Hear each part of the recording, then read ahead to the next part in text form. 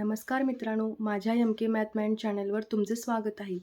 जर कठीण पद स्वीकारला आहे तर सुरुवातीला खूप त्रास होतो, संकटांना आणि वेदनांना सामोरी जावं लागतं, मात्र अखेर विजय निश्चित असतो. हा झाला तुमच्यासाठी आजचा बूस्टर डोस. अभ्यास करताय ना? यावेळी एक जागा मिळवायचीच आहे, पोलीस व्हायचंय. चला तर मग सुरुवात करूया. मी तुम्हाला मागील वर्षाचे पेपरमधील अंकगणिताचे प्रश्न, त्याबरोबरच उत्तरे आणि छोट्या ट्रिक्स सांगणार आहे. त्यापूर्वी माझ्या चॅनेलला लाईक आणि सबस्क्राईब करायला विसरू नका. चला तर मग सुरुवात करूया.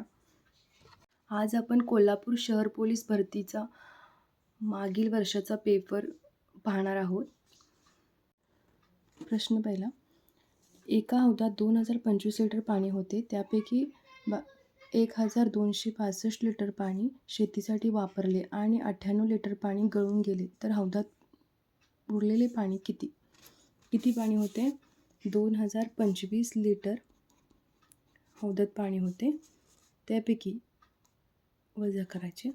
त्यापैकी 1265 लिटर पाणी शेतीसाठी वापरले, 1265 लिटर अधिक 98 लिटर काय झाले? गळून गेले. उत्तर काय असेल? 2025 वजा यांची बेरीज होणार, बरोबर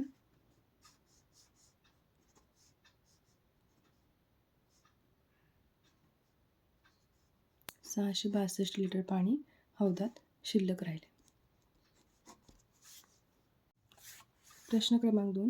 दशादशी दर साल दर शेकडा 15 दराने 450 रुपयेचे 4 वर्षाचे सरळ व्याज किती? सरळ व्याजाचं सूत्र आपण शिकलेलं आहे 10वीमध्ये. रक्कम किती दिली आहे? 450. रक्कम गुणुले दर 15 दराने, दर गुणुले कालावधी. सरळ व्याज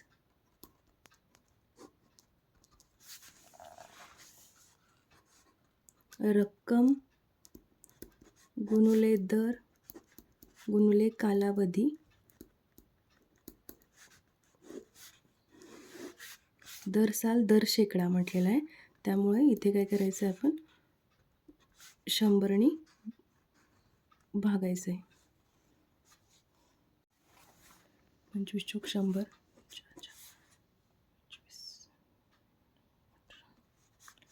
किती होईल? 270. काय झाले? व्याज किती झाले? सरळ व्याज किती झाले? 270. चला तर मग वळूया दुसऱ्या प्रश्नाला. एका कपाटाची किंमत 1250 रुपये होती. या किमतीत शेकडा 12% वाढ झाली, तर कपाटाची नवीन किंमत किती? मूळ किंमत किती आहे कपाटाची? कपाटाची किंमत आहे 1250 रुपये. तर शेकडा 12%ने वाढ होणार. मग काय कडे 12% 1250 किती होणार बघायचं.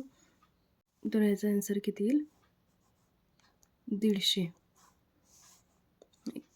तर एका कपाटाची किंमत 1250 रुपये होती, या किमतीत शेकडा 12%ने वाढ झाली, तर कपाटाची नवीन किंमत काय असेल? कपाटाची नवीन किंमत काय असेल? 1250 अधिक 150, 1400. प्रश्न क्रमांक 4. एका त्रिकोणातील कोणाची मापे 4:3:2 या प्रमाणात असतील, तर सर्वात मोठ्या कोणाचे माप किती? प्रथम काय करायचं आहे आपल्याला? कोणांच्या मापांची बेरीज किती असते? त्रिकोणातील कोणांच्या मापांची किंमत किती असते? 180 डिग्री. तर त्रिकोणातील हे मापे दिलेले आहेत त्यांनी, ती 4x 3x आणि 2x असे या कोणांची आपण मापे लिहू शकतो.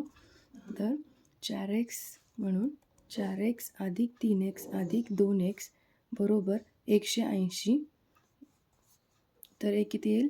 9x बरोबर 180. x काय येईल? 20.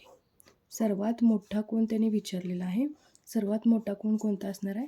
4x, म्हणजेच किती? 4 × 20 म्हणजेच किती 80 डिग्री. पुढचा प्रश्न, एक वस्तू 750 रुपयास खरेदी केली व 840 रुपयास विकली तर शेकडा नफा किती झाला विचारले त्यांनी. तर वस्तू खरेदी मूळ किंमत किती आहे 750 आणि विक्री किंमत किती आहे 840. तर शेकडा नफा कसा काढायचा, विक्री किंमत वजा मूळ किंमत किंवा खरेदी किंमत वजा खरेदी किंमत किती आहे 750. खरेदी किंमत किती आहे 750 गुणुले 100. किती उत्तर येईल, हे सोडवल्यावर उत्तर काय येईल 12% काय झालेला आहे शेकडा नफा. चला तर मग वळूया पुढच्या प्रश्नाला.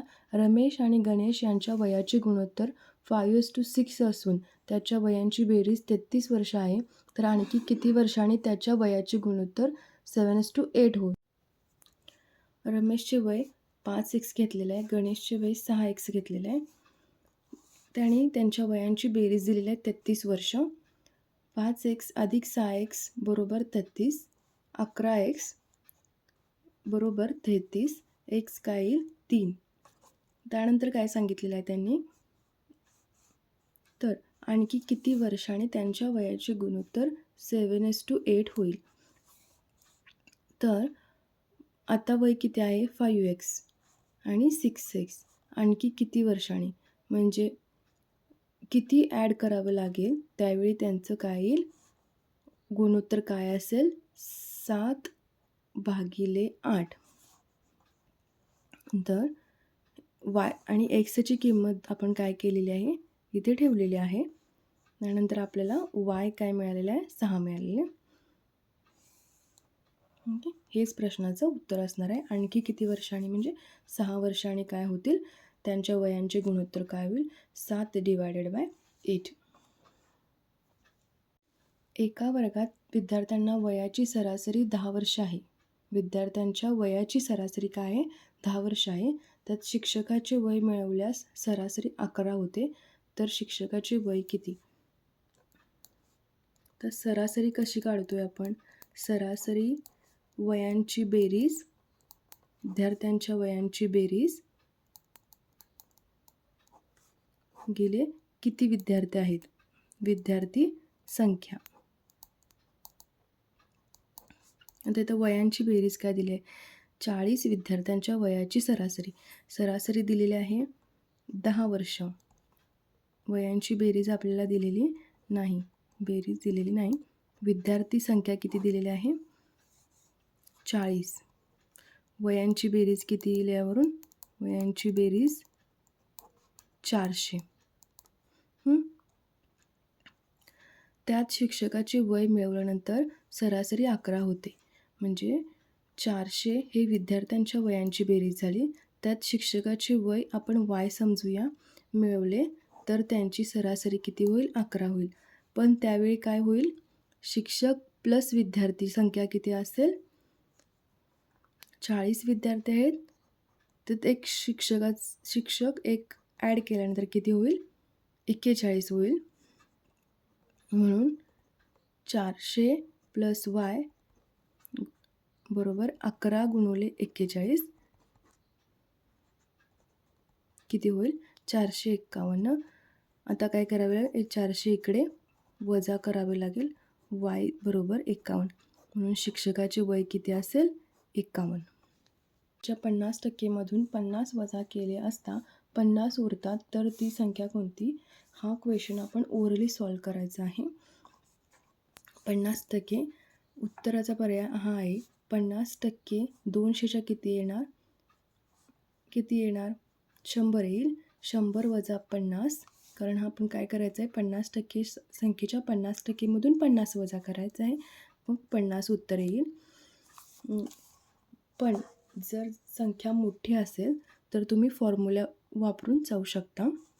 50% गुणुले x हा नंबर आहे जो आपल्याला मिळवायचा आहे, वजा 50 बरोबर 50. तर किती येईल? x डिवायडेड बाय 2 वजा 50 तर किती होईल? तर 200. x काय येईल? 200. दर 2 मीटरवर एक खांब याप्रमाणे एकूण 60 मीटर अंतरात किती खांब रोवता येईल? दर 2 मीटरला एक खांब 60 मीटर अंतर आहे आणि दर 2 मीटरला एक खांब रोवणार आहेत. तर याचं उत्तर किती असेल? 60/2 असे 30 खांब आपल्याला काय करतील? रोवता येतील. चला तर मग वळूया पुढच्या प्रश्नाला. 120 मुलांपैकी 65% मुले पास झाली तर किती टक्के मुले अनुत्तीर्ण झाली? म्हणजे किती टक्के मुले फेल झाली? तर 65% मुले काय झाले आहेत? पास झालेले आहेत. अनुत्तीर्ण विद्यार्थी किती असतील? 100 वजा 65 म्हणजे किती येईल? 35% मुले काय झाले आहेत? अनुत्तीर्ण. म्हणजेच 35% एकूण विद्यार्थी किती आहेत? 120. तर 42 मुले काय झालेले आहेत? अनुत्तीर्ण झालेले आहेत.